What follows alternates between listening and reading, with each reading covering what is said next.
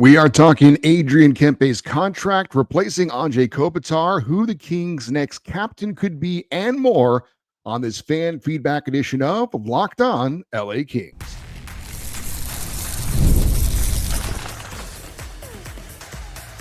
You are Locked On Kings, your daily podcast on the Los Angeles Kings, part of the Locked On Podcast Network, your team every day. Hey, Kings fans, welcome to Locked On LA Kings, part of the Locked On Podcast Network, your team every day. Thanks for making Locked On LA Kings your first listen every day. We are free and available wherever you get your podcasts and on YouTube. I'm Eddie Garcia, your host of Locked On LA Kings.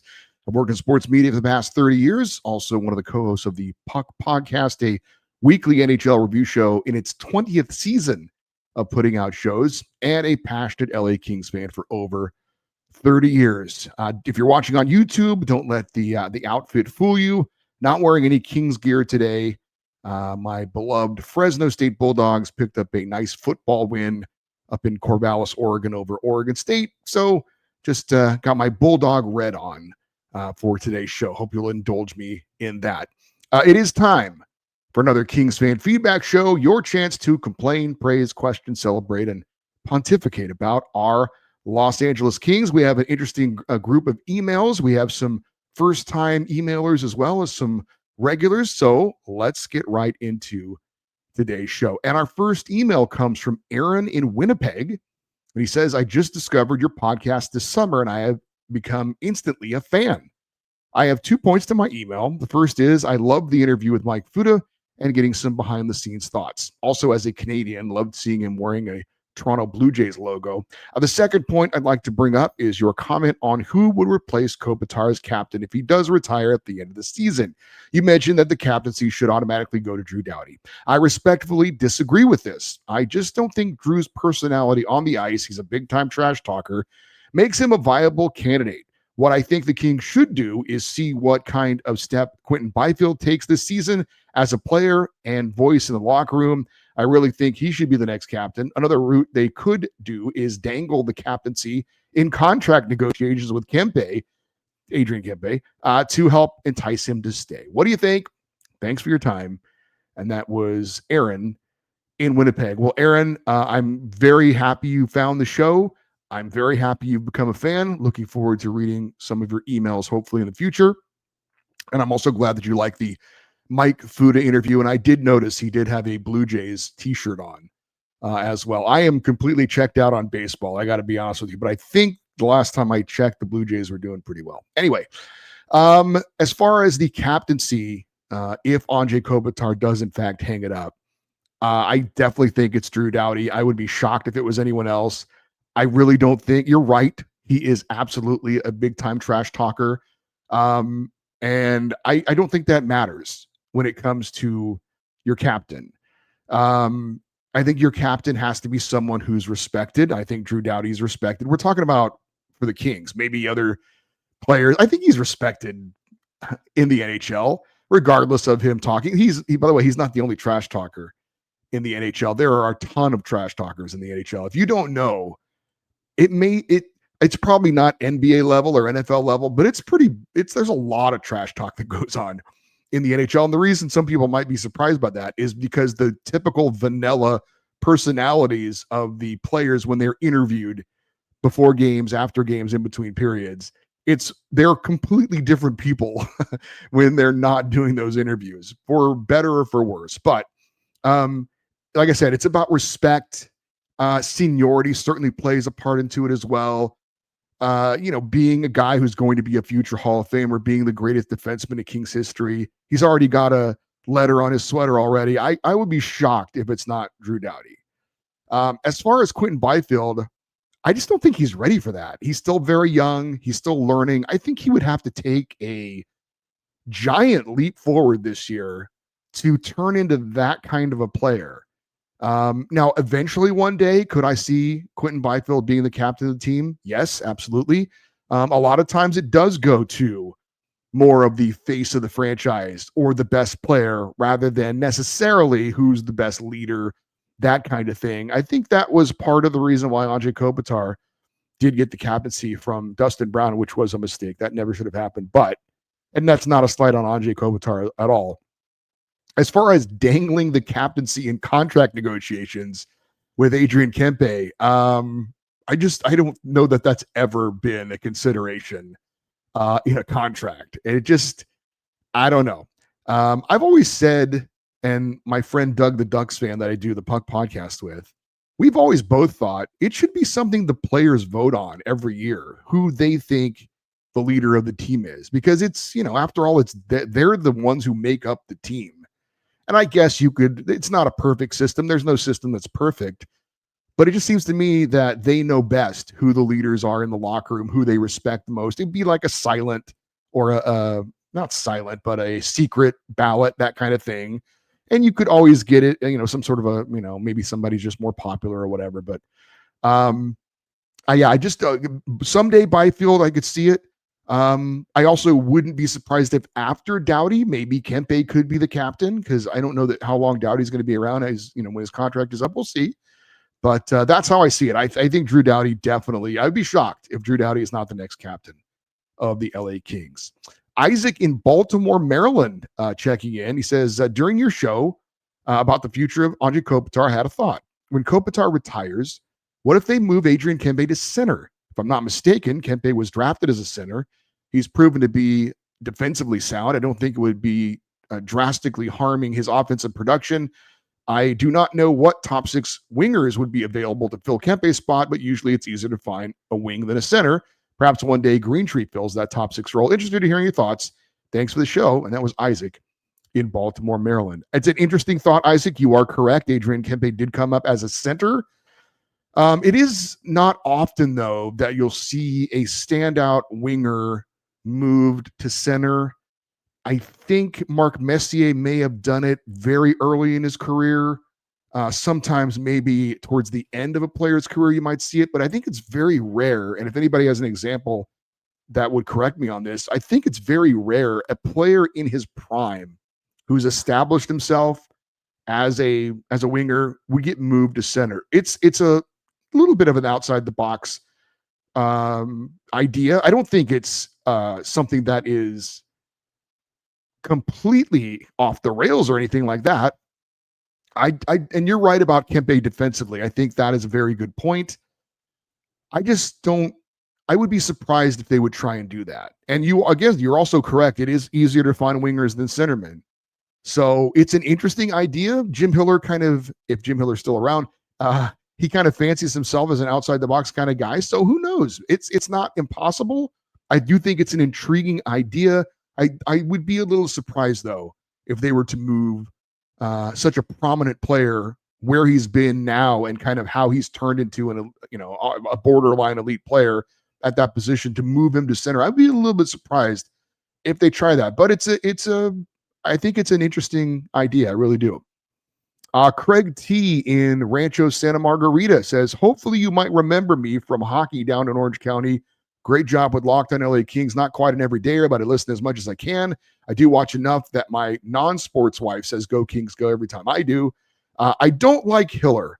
I was going to write in after Game 6 titled Who Let McClellan in the Room. I was so upset and dumbfounded I could not email or watch an NHL game until the finals. Clearly a coaching failure. Then to hear that he could have been the reason for Gavrikov signing with the Rangers, my blood was boiling. I do not like Hiller. I was also happy when McClellan was fired. However, Hiller has McClellan's stench. It seems like Todd was in the locker room for the playoffs. I don't like Hiller. I think he's saying he doesn't like Hiller. Give him 40 games and pull the trigger if we have less than 50 to 55 points. I will never tire of Daryl Evans ever. Great interview with him, and I learned something new about him every time. I didn't realize he was in the locker room during much of the third period in the Miracle on Manchester game, serving a 10-minute misconduct. Had the pleasure of meeting him twice, and he's the real deal. Such a great human. Keep up the good work. Go Kings go. And that was Craig T in Rancho Santa Margarita. Craig, of course I remember you. Are you kidding me? Craig helped me move out of Orange County and into my current home here in San Pedro. Played hockey, beer league hockey with him for many, many years. Of course, Craig, I remember you. How silly would you even say that? I don't dislike Jim Hiller. I dislike some of his decisions and some of his reactions to some of his decisions in the playoffs. I think that's pretty obvious, but I don't dislike him personally. I hope he turns it around. I hope he learns from his mistakes. I hope the Kings have another successful season and he has a chance at redemption in the postseason. But we'll see. He wasn't hired by Ken Holland, so I'm curious to see, what kind of ground he's on. I don't think they're looking to make a change, and any misstep he makes or the first sign of trouble, they're going to hit the eject button.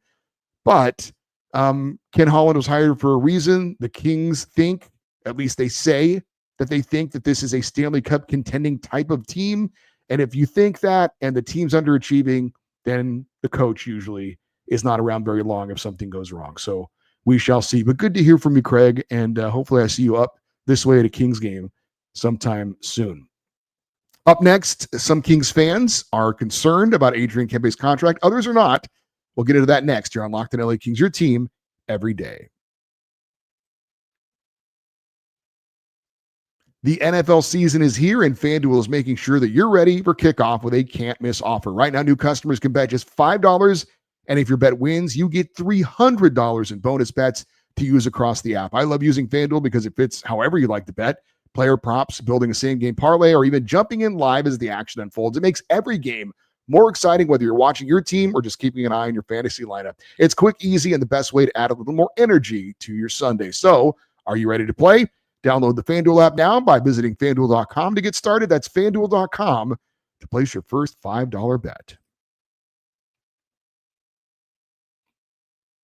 Our next email comes from Arturo in Long Beach. He says, "Good day, Eddie.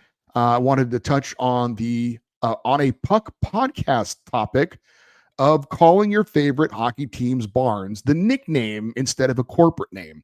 I highly encourage Kings fans to call Crypto.com Arena the Castle or King's Landing.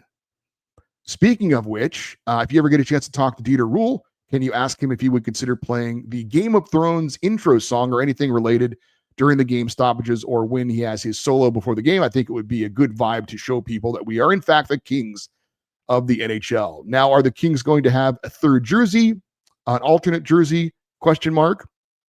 Thanks for all you do. Go Kings, go."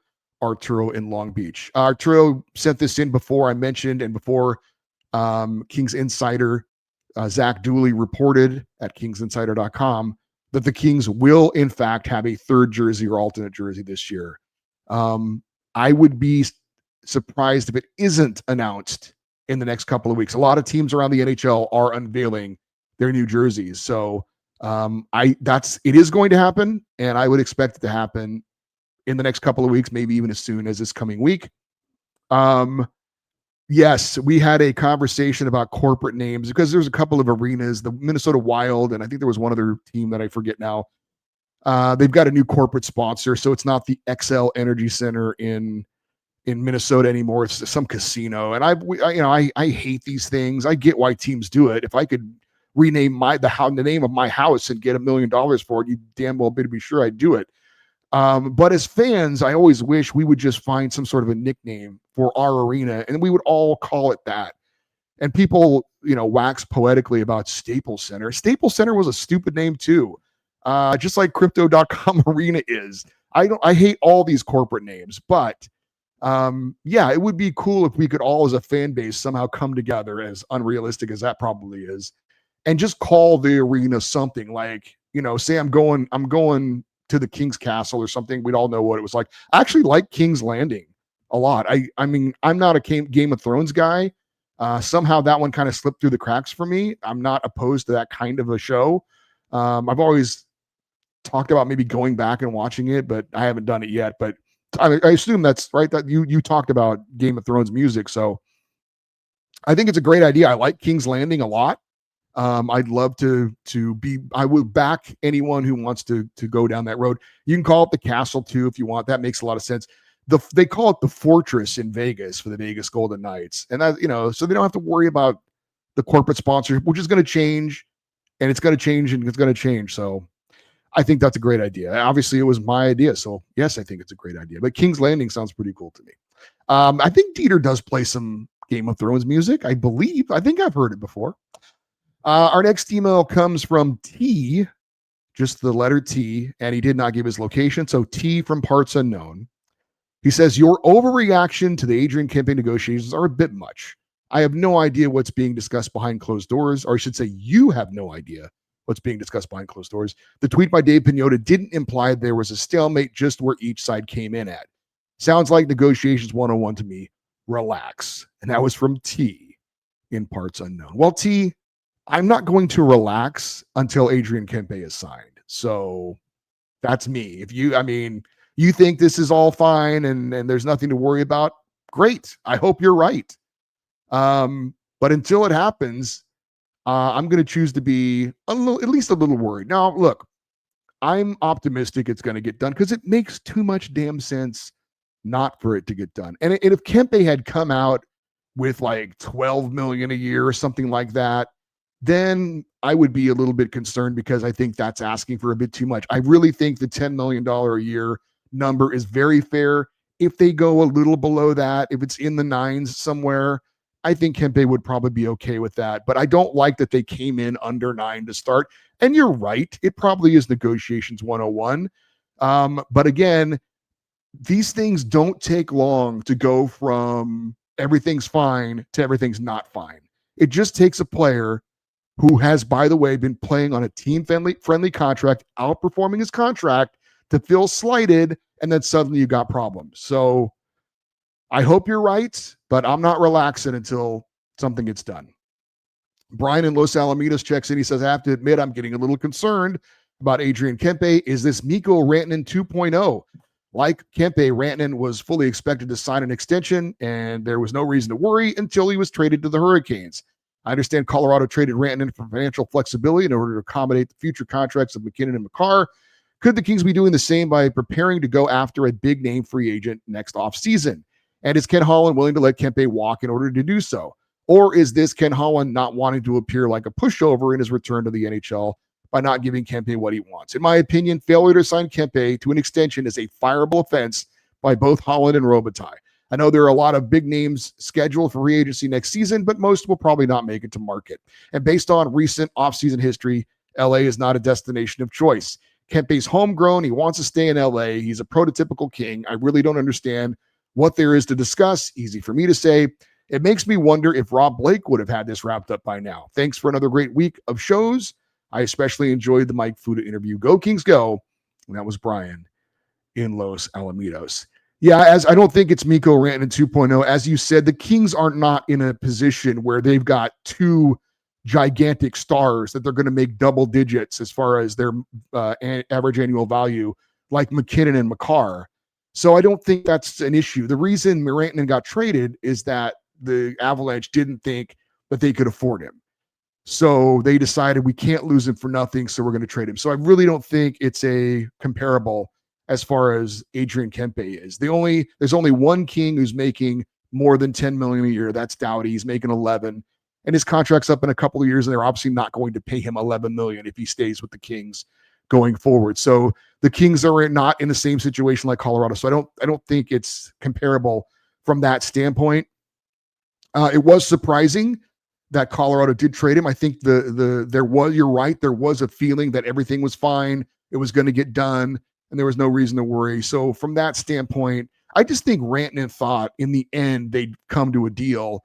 And maybe when Colorado kind of came to his representatives and said, hey, this is our number, we're not moving off it, they were kind of like, yeah, sure.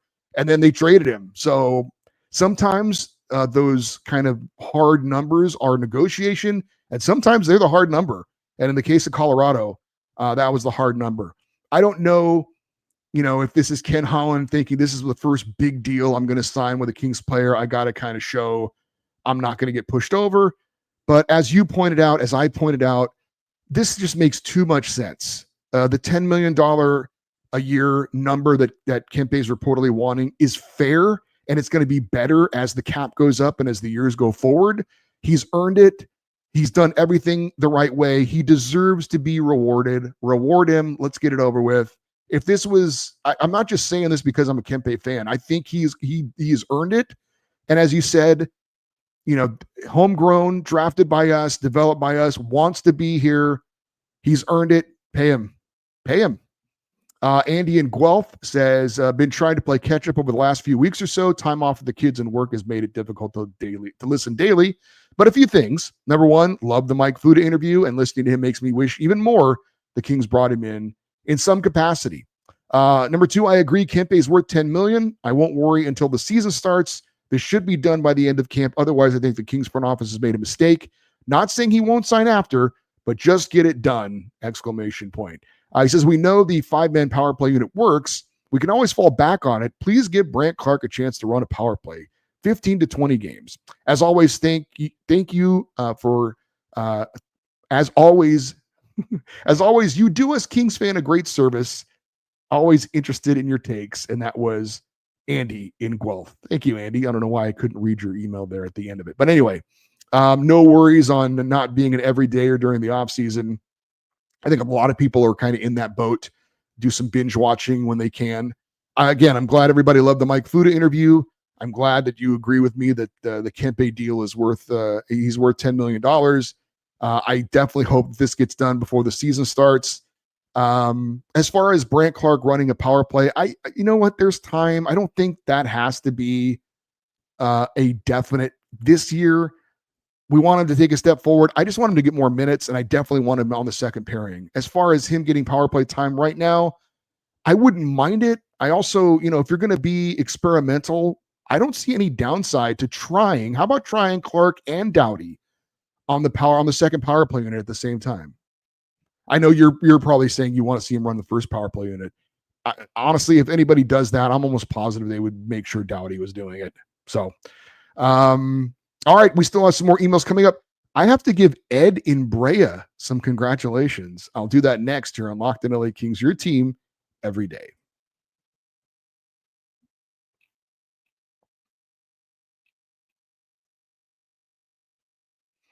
All right, let's continue and wrap up with your emails. Gary in Long Beach checking in. He says, could the Kempe contract be stuck on term? Top players, including McDavid, are reportedly looking at shorter contracts. With the increased cap, top players could sign a 4-year deal now, and then when the cap has gone up 15 to 25% over the next 4 years, they can get another huge payday. If Kempe is looking for less term, the team could be pushed for less average annual value on a shorter contract. One other positive factor for the team, the new CBA limits signing bonuses to 60% of the contract value. Right now, the Kings could pay almost or most of Kempe's extension as a signing bonus one day, which is then lockout proof, and can be invested, which significantly decreases the value of the offer. I guess we'll find out sometime between now and next July. P.S. When I listened to the show from last Friday, August 29th, you read a letter from another Gary in Long Beach. Apparently, there are two of us. Small world. And that was the other Gary in Long Beach. From what I understand, Gary, Ken Holland has said that an 8-year deal for Adrian Kempe is not a problem. So from what I understand that Kempe wants the 8 years as well. So I believe, based on what I've heard and read, that the 8 years is not an issue. So I have heard Connor McDavid talk about maybe signing a shorter deal. You're right in that he could sign a 4-year deal, and in another 4 years he could get a bigger deal. But I mean, with guys like him, and I know it's easy for me to say this, he's set for life already. I mean, he's going to get a boatload of money, and he deserves every penny of it. So who cares? Does he really need to renegotiate in 4 years so he can make even more money? I don't know. I guess that from a player standpoint, you want to drive up the salaries because it helps all players in the league. But I think McDavid is only doing it because he wants to have control over where his career goes. And if the Oilers are suddenly in a rebuild in 3 years or something, he wants to get the hell out of there so he can win a cup. That's what I think. Anyway, the term, from what I understand, is not an issue with the Kings and Kempe. They're both comfortable with an 8-year deal. You talked about the signing bonuses and CBA limits. I'll be honest with you. You sound more versed on that than I am. So I will take your word for that could be something that the Kings could use. I really don't know too much about that. Ed and Brea, we're going to get to you in a second. Oh, I still have this one we have a couple. Will in Oxnard had a very short one. He says, Mike Fuda said that Juice got beat up in the minors by a teammate. What's the story about? Yeah, Mike Fuda did allude to something, and then he didn't backpedal, but he kind of backed away from it. But I have no idea what the story is behind that. From what I gathered from what Mike Fuda said, I think it was something that happened before the Kings drafted him in Sweden, that there was some story about him getting into a fight with a teammate back in Sweden. But that was, I mean, he was probably a teenager back then. But yeah, I don't think, I don't know what the story is. I was a little bit curious myself, but I don't know what it is. Chris in Oceanside says, more good shows, Eddie, and thanks for responding to my last email. Ditto on the well wishes for your family as well. I have a follow-up question regarding when the best times are to see the Kings during training camp at the Toyota Center. If, in fact, they train there, as I remember, they went to Canada last year. When would you recommend going to see them train? I'd like to see the kids as well as the vets. Additionally, while my favorite King is Anze Kopitar, I've seen them all. My favorite goal was the first of the 2012 finals in overtime, but my favorite moment of all time was when the national crew was interviewing players after the 2014 Cup win, and instead of chiming in with his thoughts, he stopped the interview and brought in Chris Sutter and spent the time talking about how important he was to the team instead of the usual post-game stuff. Super classy moment that brought me to tears. Go Kings, go. That was Chris in Oceanside. Yeah, everybody loved Chris Sutter. I certainly loved him more than his dad, and I say that in reverence and respect to the job that Daryl did for us. But Daryl was not a particularly pleasant man to be around. Chris was gold, and my wife was a special needs teacher for a long, long time. Loved Chris. When we went to the Tip of King back in the day, she got a Chris Sutter T-shirt, got him to autograph it. Daryl and Chris loved it, and it was fantastic. So love Chris Sutter. As far as the training camp coming up, we don't know the training camp schedule yet. So I cannot answer what the schedule is or even what day training camp starts. As far as rookie camp starts this coming Thursday, September the 11th, 10 a.m. at the Toyota Sports Performance Center in El Segundo. So Thursday at 10, Friday at 10, you've got rookie camp practice, which you can go to and check out if you'd like. Then Saturday and Sunday in Irvine, you've got that California rookie tournament. They play the Sharks at 1 p.m. on Saturday, the Ducks at 1 p.m. on Sunday. There's no camp on Monday, and then Tuesday and Wednesday, the September 16th and 17th, they have rookie camp at 9:30 a.m. on both of those days. So if you want to check those out, those are the schedules for that. I'll definitely let you guys know about the training camp times and dates when that gets released, which I assume will be sometime soon. Our final email comes from Ed in Brea, and I have to give Ed props. You know, they say a broken clock is right twice a day. But Ed started off this email. This was before Friday. He sent it in, and he guaranteed the Chargers would beat the Chiefs in their season opener. He's a big Chargers fan like my wife. And sure enough, that happened. So, Ed, I give you your props. And I was glad to see it because happy wife, happy life. The Chargers did, in fact, beat the Chiefs in that game. So, good call on that one. Ed continues. He says, good to see the interview with Mike Fuda. I wanted to mention Kempe's contract. I think, in my opinion, Ken Holland is waiting on Kempe for one main reason. He wants to see what Connor McDavid gets. From what I hear, there are leaks and social media rumors that say McDavid and the Oilers are close to an extension. If that's true, then Holland must resign Kempe at $10 million. If McDavid is still available, then I could see why maybe he's waiting off Kempe.